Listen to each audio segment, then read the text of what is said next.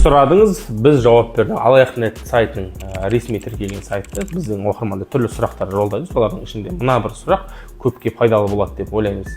Құрбым өзінің жақын танысына инвестиция салуға, ақша салуға шақырып жатыр.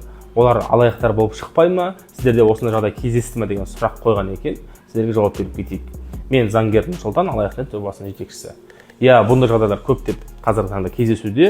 Ісі соңғы насырға шабады. Соңында шыны керек айтуымыз керек, не азаматтық сотта, тіпті алаяқтық бабы бойынша қылмыстық істе қозғалып жатыр.